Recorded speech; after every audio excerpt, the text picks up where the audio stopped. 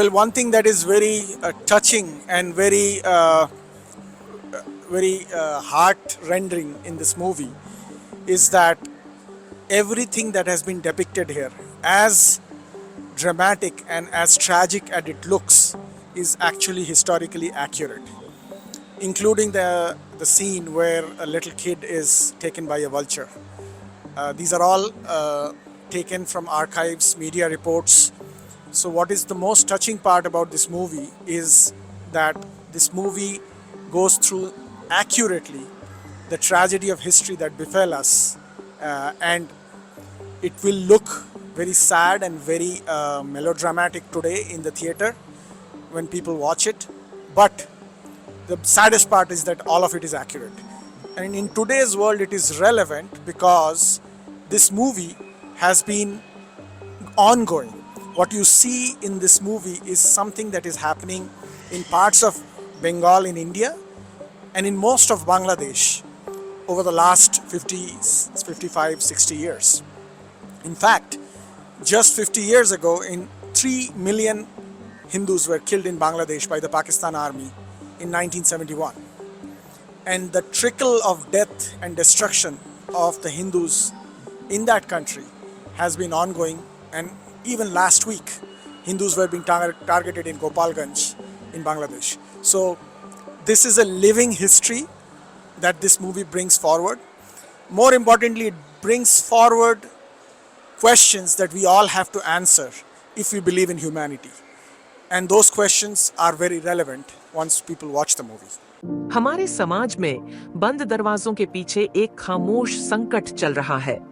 घरेलू हिंसा हर किसी के जीवन को प्रभावित करती है, पर तुम कभी अकेले नहीं हो और तुम्हें दर्द और डर से दूर प्यार भरी एक जिंदगी जीने का पूरा हक है।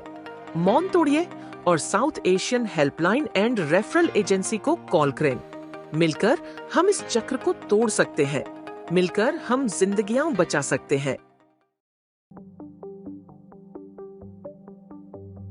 The situation in Bangladesh has been extremely bad over the last year, since August 5, 2024, since the regime change happened.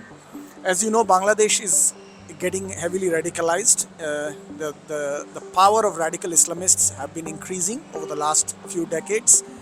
And in last year, there was a coup that led to a regime change in which the Islamists have taken control.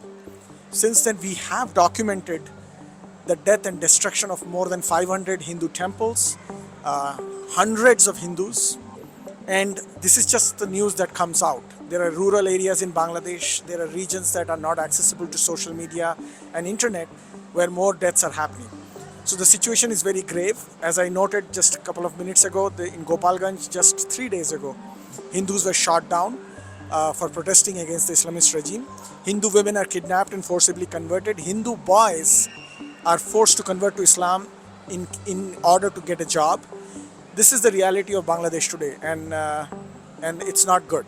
And we are sitting here in Washington DC, and we are trying to figure out what we can do to change that.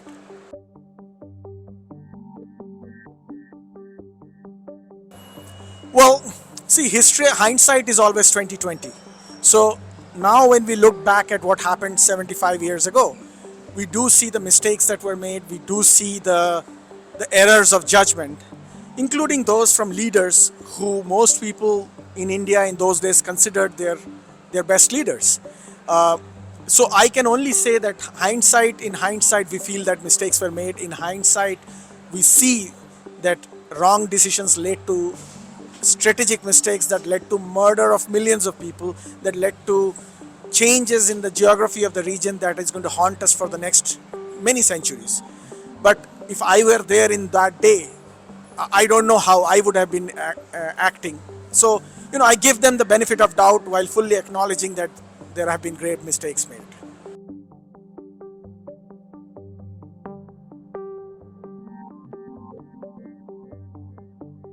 See, one thing that we really admire Vivek Agnihotri for is that he's willing to take up topics that are politically controversial, but he treats them with the eyes of a historian, with the eyes of a documentary maker rather than a filmmaker.